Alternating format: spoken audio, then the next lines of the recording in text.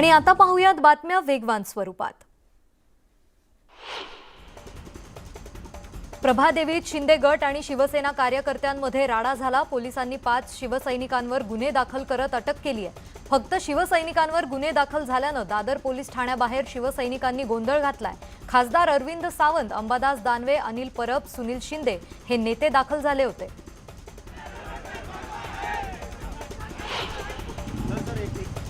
शिंदे गटात असलेले आमदार सदा सरवणकर यांनी प्रभादेवीत गोळीबार केल्याचा आरोप होतोय। मात्र ठाकरे गटाने केलेले आरोप सदा सरवणकर यांनी फेटाळून लावले।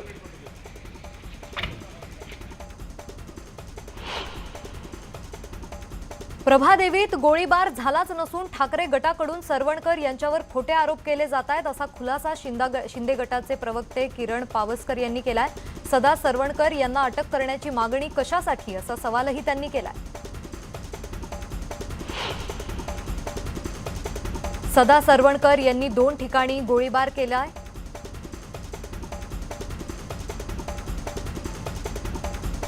चोपडा मतदारसंघाच्या शिवसेनेच्या आमदार लता सोनावणे यांचं जात प्रमाणपत्र अवैध ठरवण्याचा उच्च न्यायालयाचा निकाल सर्वोच्च न्यायालयानेही कायम ठेवलाय। त्यामुळे त्यांची आमदारकी धोक्यात आल्याने शिंदे गटाला धक्का बसलाय।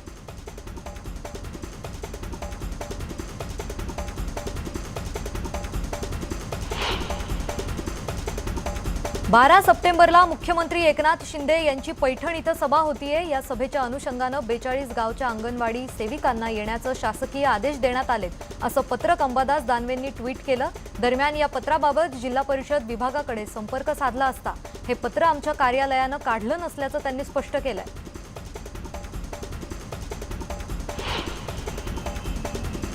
भाजपचे प्रदेश अध्यक्ष चंद्रशेखर बावनकुळे नाशिक दौऱ्यावर आहेत। नाशिकात भाजप कार्यकर्त्यांकडून त्यांचं जंगी स्वागत करण्यात आलं।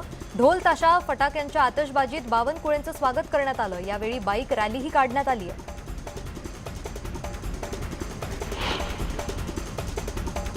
केंद्रीय मंत्री प्रल्हाद पटेल शिर्डी दौऱ्यावर आहेत। भाजपच्या मिशन 144 अंतर्गत आगामी निवडणुकांसाठी यावेळी रणनीती ठरवण्यात येणार आहे। कोपरगाव, शिर्डी, संगमनेर या ठिकाणी पदाधिकारी मेळावे घेऊन मार्गदर्शन केलं जात आहे। उस्मानाबादेत श्रेयवादाच्या लढाईतून शिवसेना खासदार ओमराजे निंबाळकर यांनी आमदार राणा जगजितसिंग पाटलांवर निशाणा साधलाय। पीक विम्याच्या मुद्द्यावरून भाजप श्रेय लाटण्याचा प्रयत्न करत असल्याचा आरोप निंबाळकर यांनी केलाय। यावरून नवा वाद रंगण्याची शक्यता आहे।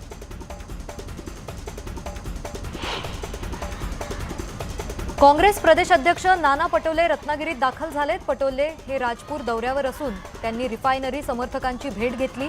त्याचप्रमाणे त्यांनी गोवळ बारसू सोलगावात जाऊन रिफायनरी विरोधकांचीही भेट घेतली। यावेळी त्यांच्या समोर मोठ्या प्रमाणात रिफायनरीच्या विरोधात घोषणाबाजी करण्यात आली। अमरावतीत शिवाजी शिक्षण संस्थेच्या निवडणुकीवेळी मतदान केंद्रावर 2 गटात राडा झाला। यावेळी पोलीस आणि कार्यकर्त्यांमध्ये वाद झाला असून पोलिसांनी कार्यकर्त्यांवर लाठीचार्ज केल्याने एकच गोंधळ निर्माण झाला। औरंगाबादमध्ये भाजपा आमदार प्रशांत बंब यांच्या विरोधात शिक्षकांनी मोर्चा काढला। शिक्षक खोटी कागदपत्र सादर करून शासनाची फसवणूक करत असल्याचे मुद्दे अधिवेशनात प्रशांत बंब यांनी मांडले होते, त्याचाच निषेध यावेळी करण्यात आला।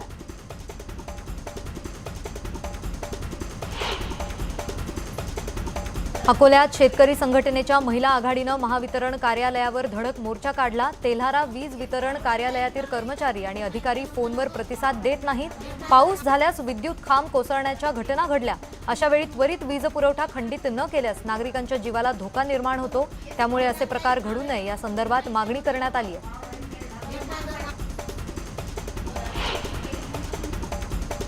राष्ट्रीय हरित लवादाने महाराष्ट्र सरकारला 12,000 कोटींचा दंड ठोठावलाय। घन आणि द्रवरूप कचऱ्याचं व्यवस्थापन योग्य प्रकारे न केल्याने पर्यावरणाची हानी झाल्याने हा दंड ठोठावण्यात आलाय। येत्या 2 महिन्यांच्या आत हा दंड भरण्याचे आदेश राज्य सरकारला देण्यात आले। धुळे जिल्ह्यातील शिरपूर शेतकरी सहकारी साखर कारखाना आता भाडे तत्वावर देण्याचा ठराव कारखान्याच्या सर्वसाधारण सभेत एकमताने घेण्यात आलाय। गेल्या 10 वर्षांपासून हा साखर कारखाना बंद आहे। त्याच अनुषंगाने आवश्यक प्रक्रिया पूर्ण करून लवकरच तालुक्यातील ऊस उत्पादक शेतकऱ्यांना दिलासा देण्याचा प्रयत्न संचालक मंडळाकडून केला जाणार आहे। पंतप्रधान किसान सन्मान योजनेसाठी शेतकऱ्यांना PKYC अपडेटसाठी शेतकऱ्यांकडून मुदतवाढ देण्याची मागणी करण्यात येते आहे। परभणीत तांत्रिक कारणांमुळे अजूनही 90,000 शेतकऱ्यांची KYC प्रक्रिया पूर्ण झालेली नाही, त्यामुळे शेतकऱ्यांकडून मुदतवाढीची मागणी करण्यात येते आहे। खत विक्रीत अनियमितता आढळल्यानं 6 कृषी केंद्राचे परवाने निलंबित करण्यात आले, तर 14 कंपन्यांचा 163 मेट्रिक टन खतसाठा गोठवण्यात आल्याची माहिती समोर आली आहे। भंडारा जिल्ह्याच्या लाखनी तालुक्यात कृषी विभागाच्या भरारी पथकाने ही कारवाई केली आहे।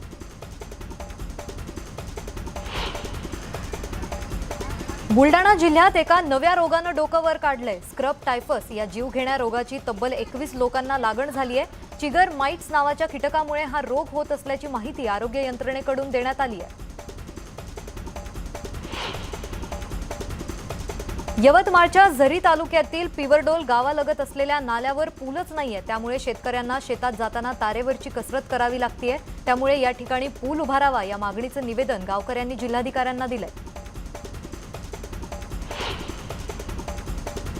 परभणी जिल्ह्यातील येलदरी धरण 100% भरलंय। धरणातून 1800 क्युसेक वेगानं पाण्याचा विसर्ग केला जातोय, तर दमदार पावसामुळे जिल्हावासियांचा पाण्याचा प्रश्न मिटणार आहे।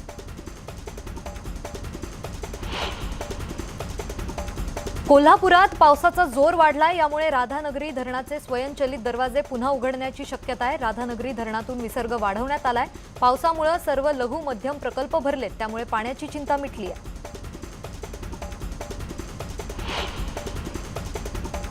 सिंधुदुर्गात पावसानं कहर केलाय। कुडाळ तालुक्यामधील माणगाव खोऱ्याला मुसळधार पावसानं झोडपलंय, यामुळे पूल पाण्याखाली गेल्यानं निळेली ते मोरे गावाकडे जाणारी वाहतूक ठप्प झाली आहे।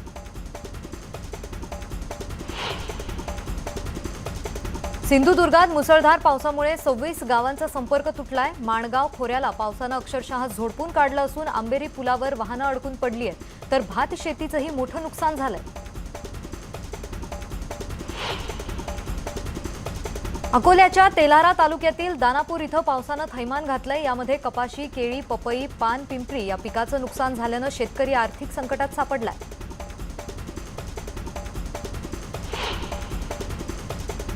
वर्धा जिल्ह्यातील काही भागात मुसळधार पाऊस झालाय। या पावसाचा शेती पिकाला फायदा होणार असला तरी काही भागात शेतीचं नुकसान झालंय, तर दमदार पावसामुळे लोअर वर्धा प्रकल्पाचे 13 दरवाजे उघडले। या पार्श्वभूमीवर नदीकाठावरील गावांना सतर्कतेचा इशारा देण्यात आलाय।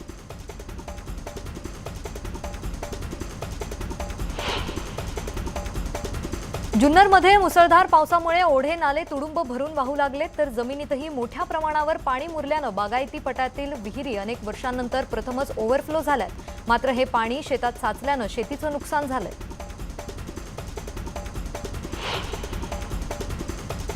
जुन्नरमधील आंबे हातवीज परिसरातला कांचन धबधबा परतीच्या पावसामुळे पुन्हा एकदा ओसंडून वाहू लागलाय, त्यामुळे पर्यटकांची पावले धबधब्याकडे वळू लागली आहेत। गणपती विसर्जनानंतर सलगच्या सुट्ट्या आल्यानं पर्यटकांनी या ठिकाणी गर्दी केल्याचं पाहायला मिळतंय।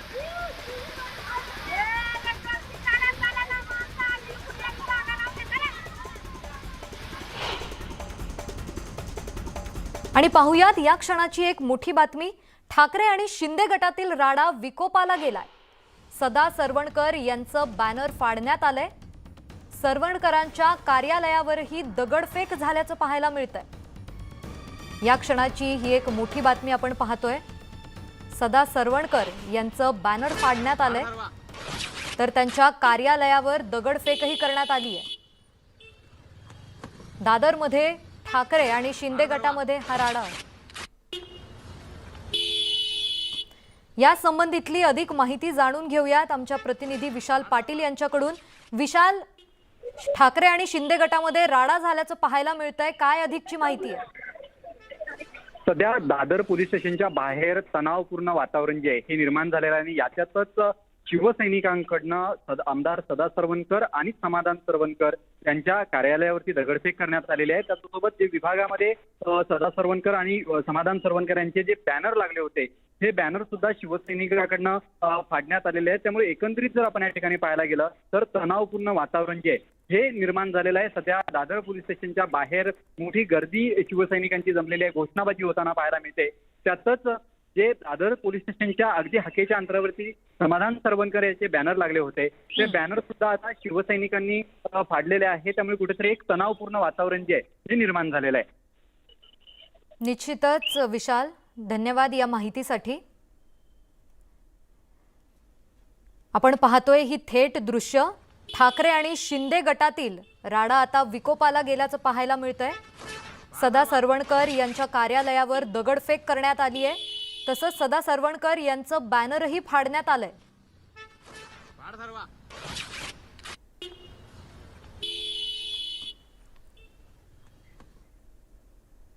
आणि आता पाहूयात उर्वरित बातम्या वेगवान स्वरूपात.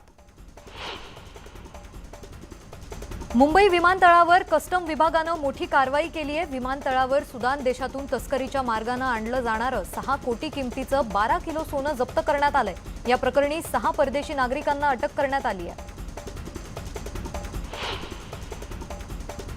भिवंडी आयुक्तालयानं 132 कोटींच्या बनावट इनव्हॉइस रॅकेटचा पर्दाफाश केला. या प्रकरणी हसमुख पटेल याला अटक करण्यात आली असून त्याला 23 सप्टेंबरपर्यंत न्यायालयीन कोठडी सुनावण्यात आली आहे. गणपती विसर्जन मिरवणुकीदरम्यान डीजे वाजण्यावरून झालेल्या वादात डीजे मालक कल्पेश बावनकुळे यांची हत्या करण्यात आली आहे. ही धक्कादायक घटना नागपूर लगतच्या कन्हान पोलीस स्टेशनच्या हद्दीत घडली आहे. या संदर्भात पोलिसांनी हत्येचा गुन्हा दाखल केला असून फरार आरोपींचा शोध घेतला जातोय.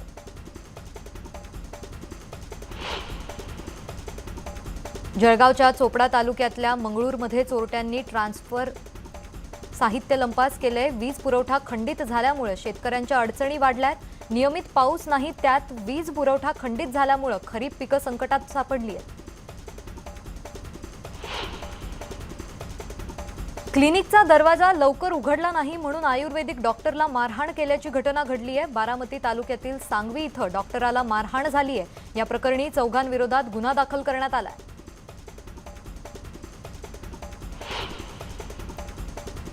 रेल्वे स्थानकावरून लहान मुलांची चोरी करून त्यांच्याकडून भीक मागायला लावणाऱ्या टोळीला पोलिसांनी बेड्या ठोकल्यात. या प्रकरणी मुंबईच्या बोरिवली जीआरपी पोलिसांनी एका महिलेला अटक केली असून तिचा अल्पवयीन मुलगा आणि मुलीला ताब्यात घेण्यात आलंय.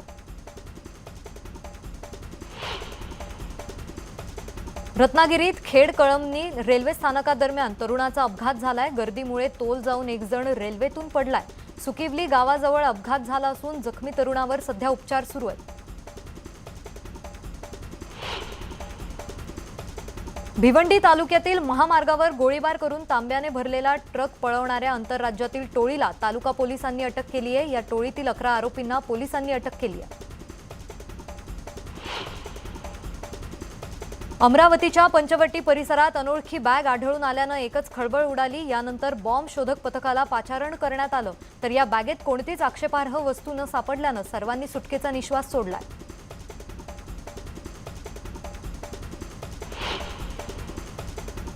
मावळमधल्या नाणेकरवाडीत राज्य उत्पादन शुल्क विभागानं छापा मारून बनावट देशी दारू बनवणाऱ्या टोळीचा पर्दाफाश केलाय. यावेळी 2,10,000चा मुद्देमाल जप्त करण्यात आलाय. या प्रकरणी 2 जणांना ताब्यात घेण्यात आलंय.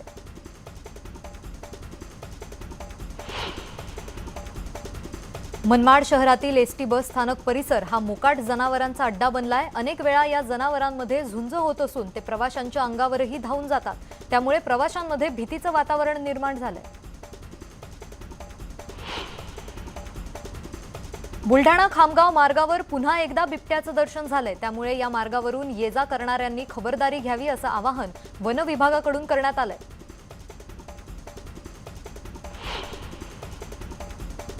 एसटी महामंडळाच्या ताफ्यात लवकरच इलेक्ट्रिक 2000 एसी बस गाड्यांचा समावेश करण्यात येणार आहे. या बस गाड्या भाडे तत्वावर घेण्यात येणार आहेत. या बस गाड्या मिडी स्वरूपाच्या असून ग्रामीण भागातील प्रवाशांसाठी त्या सुरू करण्यात येणार आहेत. नरिमन पॉइंट कुलाबे दरम्यानचे अंतर केवळ 5 मिनिटात पार करता यावं यासाठी MMRDAने उन्नत मार्ग उभारण्याचा निर्णय घेतलाय. मात्र भविष्यात होणारी वाहतूक कोंडी लक्षात घेता या व्यतिरिक्त नरिमन पॉइंट ते वर्ल्ड ट्रेड रोड दरम्यान एक उड्डाणपूल बांधावा अशी मागणी स्थानिक लोकप्रतिनिधी आणि नागरिकांनी केली आहे. दहिसर DN नगर मेट्रो 2A आणि दहिसर अंधेरी मेट्रो 7 मार्गिकांच्या पहिल्या टप्प्याला अद्याप प्रवाशांकडून पाहिजे तसा प्रतिसाद मिळालेला नाही. पहिल्या टप्प्यातील मार्गिकांवरून धावणाऱ्या मेट्रोतून दर दिवशी 3.5 लाख प्रवासी प्रवास करतील असा दावा करण्यात येतोय. अहमदनगर जिल्ह्यातील हरेगाव येथे मतमाऊलीचा 74वा यात्रा महोत्सव मोठ्या भक्तिमय वातावरणात संपन्न झालाय। दरवर्षी लाखो भाविक या यात्रेसाठी हजेरी लावतात। 2 वर्ष कोरोना संकटामुळे यात्रा साजरी होऊ शकलेली नाही, मात्र यावर्षी निर्बंध नसल्याने राज्यभरातून आलेल्या भाविकांनी दर्शनासाठी अलोट गर्दी केली होती। सांगलीतल्या वाळवा तालुक्यातील शिरगाव इथं सिद्धेश्वर मंदिरात मानाच्या वस्तू आणि पदार्थांचा लिलाव पार पडला। या लिलावात मानाच्या नारळाचा विक्रमी किंमत मिळाली। अरविंद पवार यांनी 1,25,151 रुपयांना हा नारळ खरेदी केलाय, तर कोथिंबीरच्या एका पेंडीला 8,501 रुपये इतका दर मिळाला। सांगलीतील जत तालुक्यातील जिल्हा परिषद शाळेत मुलांना भाकरी बनवण्याचे धडे देण्यात आले। फक्त धडे नाही तर चक्क भाकरी बनवण्याची स्पर्धाही घेतली गेली आहे। पुस्तकी ज्ञानाबरोबर मुलांना स्वयंपाकाचंही कौशल्य मिळावं या उद्देशाने या स्पर्धेचं आयोजन करण्यात आलं। बीडमध्ये विनायक भोसले या विद्यार्थ्याने कठीण परिस्थितीवर मात करत नीट परीक्षेत 595 गुण मिळवले। नीटच्या शिकवणीची फी भरू शकत नसल्याने त्याने यूट्यूबवर अभ्यासक्रमाचे व्हिडिओ पाहून अभ्यास करत हे यश मिळवले। नीट परीक्षेत उत्तीर्ण झालेल्या सिंधुदुर्ग जिल्ह्यातील दीक्षा तोंडवळकर, भक्ती पाटील, रविराज राजगे या विद्यार्थ्यांचा शालेय शिक्षण मंत्री दीपक केसरकर यांच्या हस्ते सत्कार करण्यात आलाय। या विद्यार्थ्यांनी सिंधुदुर्ग जिल्ह्यात नीट परीक्षेत प्रथम क्रमांक संपादन केलाय।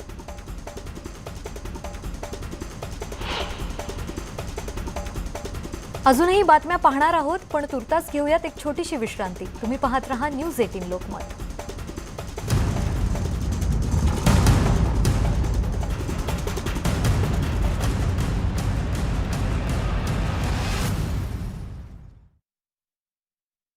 नगर महामार्गावर भीषण अपघात झालाय। भरधाव कंटेनरनं एका कारला तब्बल 2 किलोमीटर फरफटत नेलंय। अपघाताचा सर्व थरार सीसीटीव्हीमध्ये कैद झालाय। अपघात इतका भयंकर होता की भरधाव कंटेनरने फरफटत नेताना महामार्गावर आगीच्या ठिणग्या पाहायला मिळाल्या।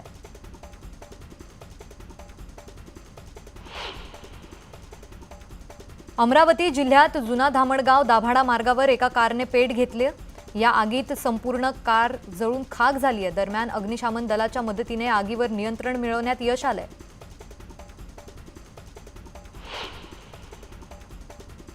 पुणे मुंबई एक्सप्रेस वेवर पाऊस थांबल्यानं धुकं पसरलंय। या धुक्यामुळे वाहन धीम्या गतीनं चालवली जात आहेत। अशात बोरघाटात मोकाट सोडलेल्या जनावरांची धडक वाहनांना बसतीये। यामुळे अनेक वाहन चालकांचे जीवही गेले। या मोकाट जनावरांना द्रुतगती मार्गावर प्रतिबंध करण्याची मागणी वाहन चालकांनी केली आहे। भिवंडीतल्या फेनेगाव इथं वराळा देवी तलावात एका व्यक्तीचा मृतदेह आढळलाय, मात्र तलावात पडून त्याचा मृत्यू झाला की त्याने आत्महत्या केली या दृष्टीने पोलीस तपास करतायत।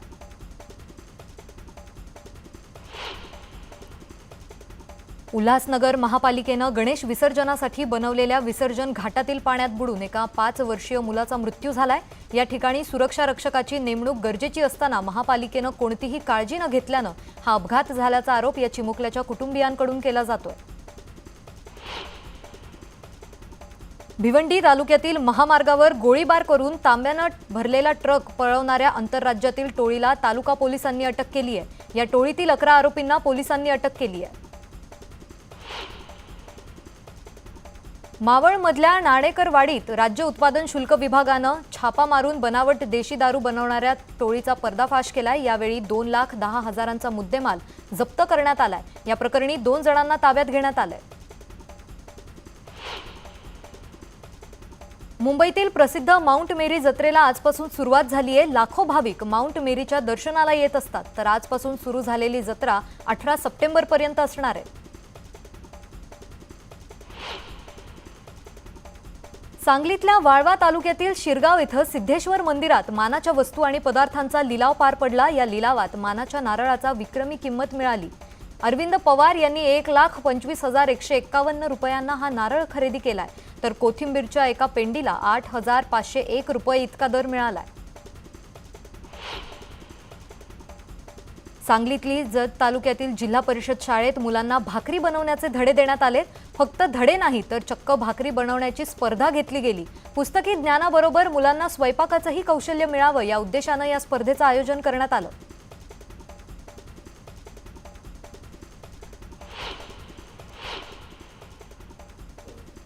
प्रभादेवीत शिंदे गट आणि शिवसेना कार्यकर्त्यांमध्ये पुन्हा राडा झालाय। दोन्ही गटात जोरदार हाणामारी झाली। दादर पोलीस स्टेशन परिसरातही दोन्ही गट आमने-सामने आले होते।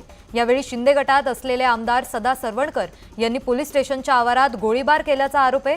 या सरवणकर यांनी मात्र गोळीबाराचा आरोप फेटाळून लावलाय। या प्रकरणी 5 जणांना पोलिसांकडून अटक करण्यात आली आहे।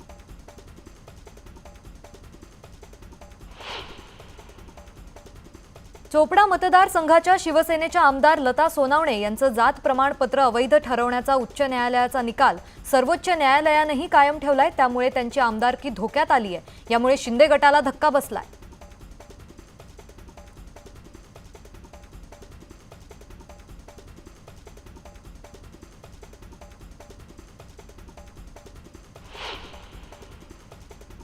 भाजपचे प्रदेश अध्यक्ष चंद्रशेखर बावनकुळे नाशिक दौऱ्यावर आहेत। नाशकात भाजप कार्यकर्त्यांकडून त्यांचं जंग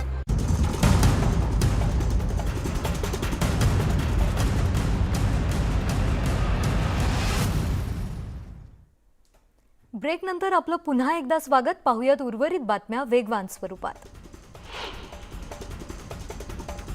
आज आशिया कप स्पर्धेच्या फायनलमध्ये श्रीलंका आणि पाकिस्तान आमने-सामने येणार आहेत। दुबईत हा सामना होणार असून आशिया कपवर कोण नाव कोरणार आहे याकडे क्रिकेट प्रेमींचं लक्ष लागलंय।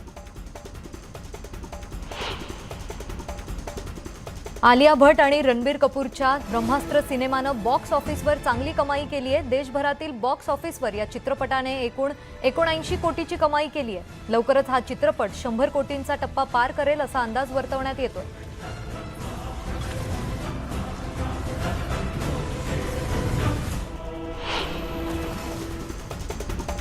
आणि यासोबतच बुलेटिनमध्ये वेळ झाली आहे इथेच थांबण्याची। राज्यासह देशभरातील इतर ताज्या बातम्यांसाठी तुम्ही पाहत रहा न्यूज 18 लोकमत।